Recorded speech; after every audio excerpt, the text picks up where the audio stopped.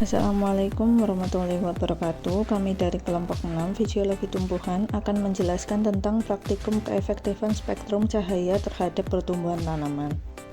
Adapun tujuan dari dilaksanakannya praktikum ini adalah menguji penggunaan spektrum cahaya yang paling efektif pada perkecambahan dan pertumbuhan serta arah tumbuh perkecambahan tanaman kacang hijau Vigna radiata.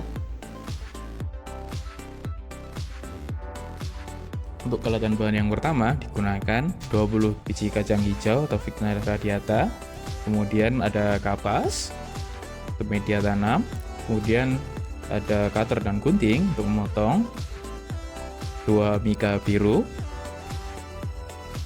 selotip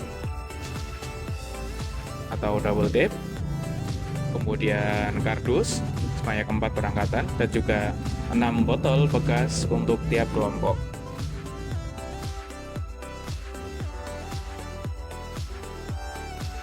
Pertama, biji kacang hijau dipilah dan kemudian direndam selama 1-2 jam. Dipilih biji yang tenggelam. Selanjutnya, kardus dilubangi sisinya sesuai dengan bentuk mika.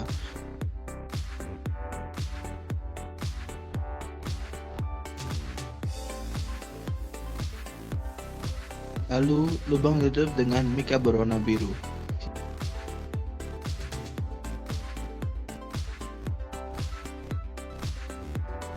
Sisi lain yang berhadapan dengan lubang tadi juga diberi perlakuan yang sama sehingga terdapat dua sisi yang ditutupi dengan mika biru. Hal ini juga dilakukan pada kardus mika merah dan mika bening. Selanjutnya, botol 600 ml bekas diambil dan dipotong hingga setengah bagian. Bagian dasar botol kemudian dilapisi oleh kapas.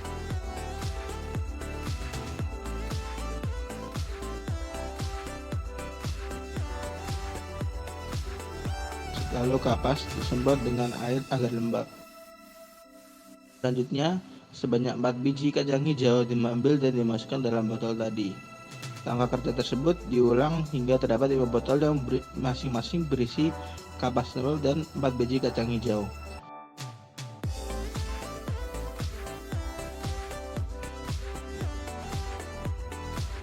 Setelah semua siap, setiap kardus dan botol-botol perlakuan tadi dibawa ke greenhouse. Setiap botol tadi mendapat perlakuan yang berbeda-beda. Botol pertama ditutupi dengan kardus mika biru. Botol kedua ditutupi dengan kardus mika merah. Botol ketiga ditutupi dengan kardus mika bening. Dan botol keempat ditutupi dengan kardus tanpa lubang atau perlakuan gelap. Botol terakhir terbiarkan tanpa ditutupi sebagai kontrol. Setiap hari selama seminggu dilakukan penyemprotan pada setiap botol dan dilakukan pengamatan perkecambahan kacang hijau pada setiap botol. Adapun parameter untuk pengamatan adalah tinggi epikotil dan hipokotil, warna daun dan jumlah daun, dan arah pertumbuhan dari perkembangan kacang hijau. Berdasarkan hasil praktikum, diketahui pada perlakuan kontrol arah pertumbuhannya tegak ke atas. Hal ini dikarenakan tanaman mendapatkan cahaya yang merata dari segala arah. Sedangkan pada perlakuan mika biru, merah, dan bening, arah tumbuh kecambahnya mengikuti datangnya cahaya. Hal tersebut menunjukkan tanaman melakukan gerak tropisme karena rangsangan cahaya. Pada setiap perlakuan mika, setiap biji memiliki arah tumbuh perkecambahan yang condong ke arah mika, dikarenakan pasokan cahaya datang dari arah tersebut atau disebut gerak tropisme positif.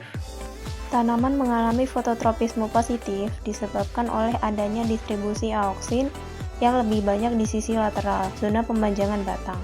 Akibat dari konsentrasi aoksin di sisi tersebut, memicu pemanjangan sel-sel batang di area tersebut, sehingga sisi batang yang tidak terkena cahaya tumbuh lebih cepat dan lebih panjang daripada sisi yang terkena cahaya. Oleh karena itu, arah tumbuh batang melengkung ke arah cahaya. Ditinjau dari perlakuan mika, kontrol yang mendapat cahaya yang cukup dan perlakuan di tempat gelap, didapatkan pertumbuhan optimal di mika merah dan biru. Sedangkan pada perlakuan di tempat yang gelap didapatkan pertumbuhan abnormal dengan adanya perubahan morfologi dari organ tumbuhan. Pada mika merah didapatkan memiliki rata-rata panjang hipokotil 11,87 cm dan panjang epikotilnya 14,37 cm. Pada mika biru didapatkan memiliki rata-rata hipokotil 12,8 cm dan epikotil 13,25 cm. Spektrum cahaya merah memiliki panjang gelombang 640 sampai 660 nanometer. Dan spektrum cahaya merah ini diserap oleh fitokrom. Gelombang cahaya merah memiliki efek pada proses fotosintesis sel tumbuhan dengan menyerap spektrum foton, tepatnya pada klorofil A dan B. Dari kedua klorofil A dan B, yang paling baik menyerap spektrum cahaya adalah klorofil A. Spektrum cahaya yang dihasilkan dari mika biru menghasilkan cahaya biru yang memiliki panjang gelombang 380 sampai 500 nanometer yang akan diserap oleh klorofil B dengan ditangkap melalui fotoreseptor fototropin dan karotenoid. Spektrum cahaya biru mempengaruhi pertumbuhan dan fotosintesis pada saat fase terang. Berdasarkan praktikum yang telah dilakukan, dapat disimpulkan bahwa penggunaan spektrum warna dalam perkecambahan dan pertumbuhan Vigna radiata sangat berpengaruh. Spektrum warna merah dan biru memberikan hasil yang optimal terhadap perkecambahan Vigna radiata. Hal ini terlihat dari hasil yang diperoleh, yaitu adanya pertumbuhan epikotil dan hipokotil dari mika merah yang memiliki rata-rata tinggi hipokotil 11,875 cm dan epikotil sekitar 14,375 cm. Sedangkan pada mika biru, rata-rata tinggi hipokotil sekitar 12,8 cm dan epikotil sekitar 13,25 cm. Hasil dari cahaya merah dan cahaya biru dinilai efektif karena memiliki panjang gelombang pada cahaya merah sekitar 640 sampai 660 dan cahaya biru sekitar 380 sampai 500 nanometer. Di mana kedua cahaya dapat diserap oleh klorofil A dan klorofil B yang berperan dalam proses fotosintesis. Kemudian arah tumbuh yang terjadi pada saat perkecambahan Vigna radiata adalah gerak tropisme, yaitu berupa gerak fototropisme positif.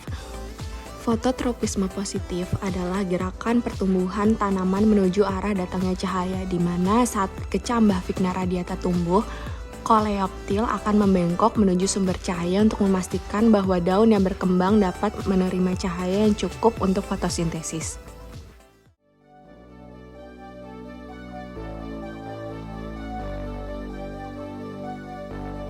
Fill me out with your smile. Now the sunshine brings the light. Fill me out with a flame. I will let you